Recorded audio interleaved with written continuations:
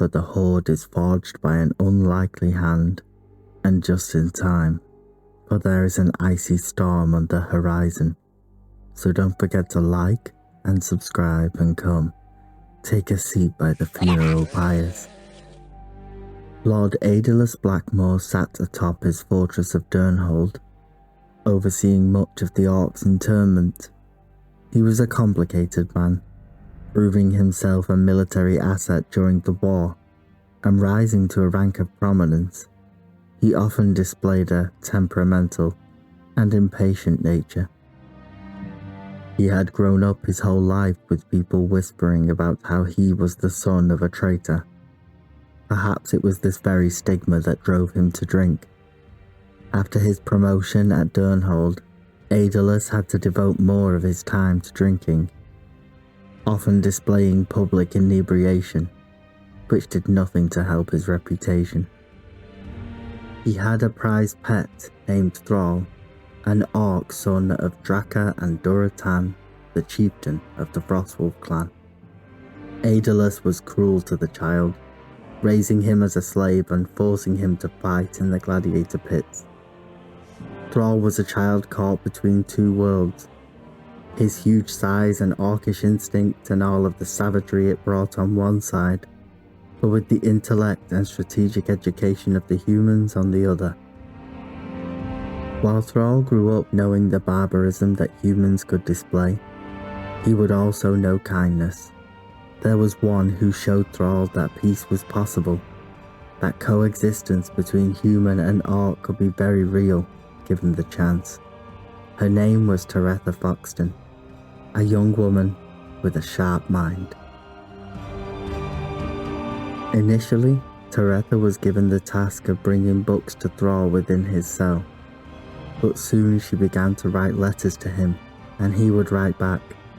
An unlikely friendship was formed between two species that few would have believed to be possible. As time went on, Thrall became a formidable fighter, and Aedelus's main source of income. Eventually, Thrall's desire for freedom outweighed any fear beaten into him. He confided these wishes to Teretha, who resolved to help him escape from his servitude. She laid a clever diversion, granting Thrall his moment. They then met up in a cave nearby. Teretha gave him a stockpile of provisions and wished him all the luck in finding the life he was seeking. While Thrall was intelligent for an orc, he had not the training to survive alone in the wild, and it was not long before he was captured once more and placed into another internment camp. It was here that he met a seasoned old orc with glowing red eyes. He told him of the Horde's old ways, and of Gul'dan and the corruption. What did surprise him was to learn of the legendary orcs that still remained free. He also learned of the frostwolves that were banished to the frozen mountains in the north, and thought to seek them out himself. He outwitted his new captors, and gained his freedom once more, and set out in search of his origins. Eventually, he came upon an old frostwolf, Drek'thar. He was the last true orc shaman that remained on Azeroth, and it was here he taught Thrall much of the way of the elements, how to practice true shamanism, not one defiled by Gul'dan's dark magic. Eventually, after much time, he himself would be initiated in the ways of the shaman, becoming the first to be accepted by the elements since the old times. The elements sensed within him a great destiny, and empowered him to seek it. He would first see his people freed from enslavement, but unlike his predecessors, he would not do this to wage war, but to find a home for his people, and if he dared to hope, to one day maybe find coexistence. It was then that Thrall met someone that would change his life forever. He first appeared to Thrall as a cloaked stranger, one who mocked these free orcs for not being strong enough to fight the humans off. Thrall was enraged. He attacked this unknown orc. but once his cloak was removed, it revealed the familiar black armor of Ogrim Doomhammer, who had been living as a hermit in shame. Disarmed in the duel by Thrall himself, the young Orc earned the respect of the defeated Warchief. He would follow Thrall now, seeing in him the same spirit and resolve his father once had. Many saw hope in the young visionary, and would begin to follow his lead, as he liberated the internment camps one by one.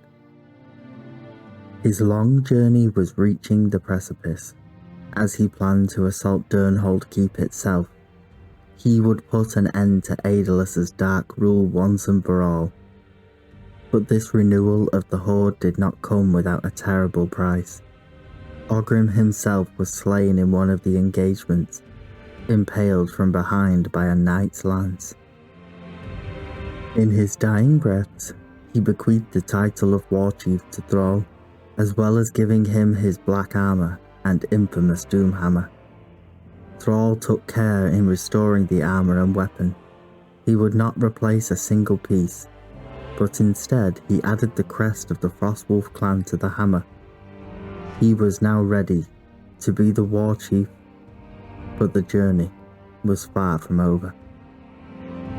Even now, Thrall would keep a cool head, as each encampment fell one by one with as little bloodshed as possible.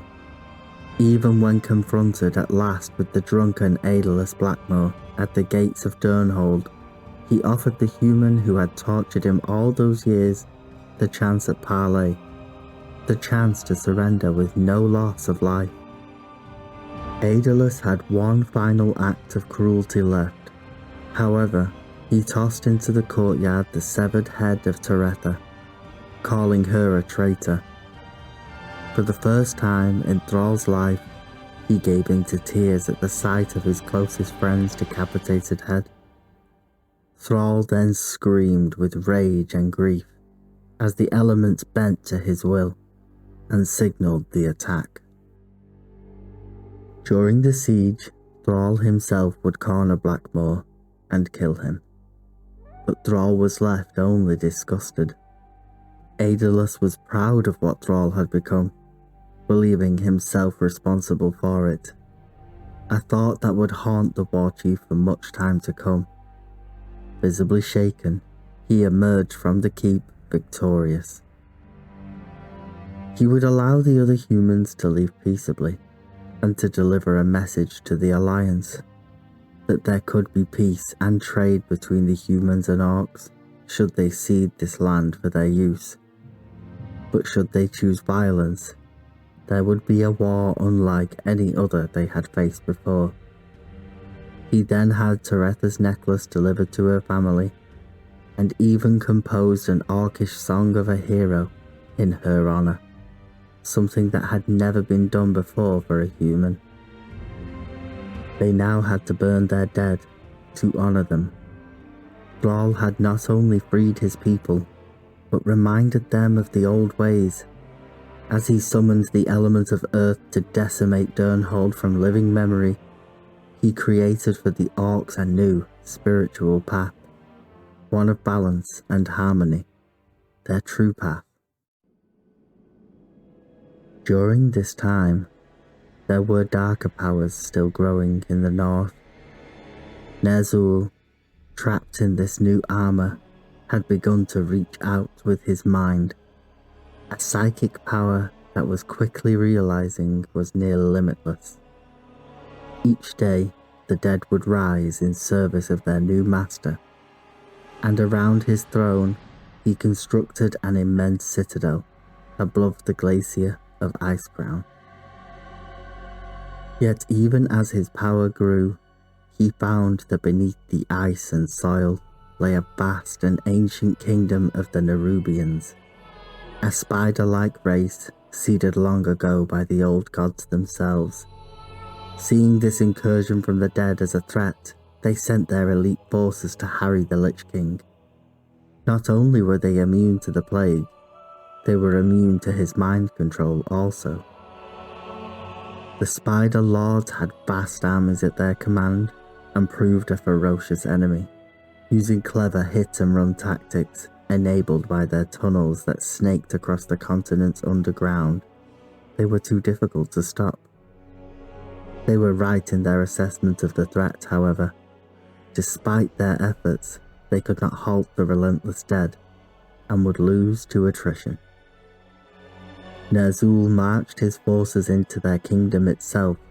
One by one they would smash their ancient temples and send them crashing down on the spiders' heads, until there were too few left to mount any resistance. Despite being immune to the curse of undeath at first, the Master of the Dead's powers were ever growing. He was now able to raise them as undead spider lords, to serve him for all time. Now he was the only true power left in the continent, and he began to consolidate his forces, making ready for his true mission. He had vampiric dreadlords and an unstoppable army of the dead. He now needed one last missing component to his ultimate plan. The day this happened, there was a sickly chill in the air all across Azeroth. The Lich King had expanded his mind like never before. He had sent out a call, an offer to those sensitive enough to hear it. To some, it was like a dream. To others, an itch in the back of their mind. Something in the corner of your eye you could not quite place. An invitation. There were only a few with the requisite power to not only hear this call, but to understand it. Even fewer still with the resources to pursue it. But there was one who was in the right place, at the right time, and most definitely possessing of such power. His name was Kel'Thuzad, and he was an archmage of the Kirin Tor of Dalaran. Kel'Thuzad had quite the reputation already for attempting to practice the darker rites of necromancy, and upon hearing this summons, he could not get the thought out of his mind. He knew that the other mages would not be so willing to embrace the darker arts, and so he decided to pursue it himself. He was abandoning a life of riches and prestige. He sold off many of his holdings and stored away his vast wealth, all for promises of knowledge and power. He set off on the long journey alone, by land and then by sea, until at last he reached the icy shores. He believed this would all be worth it in the end. As he trekked through the icy wastes, he came upon the ruined kingdom of the Nerubians. Passing through Azjol-Nerub, he caught his first glimpse at the terrible power the Lich King held. He had made the right choice to ally himself with a being of such might. It took many long and arduous months, but eventually he reached the ice-crowned citadel.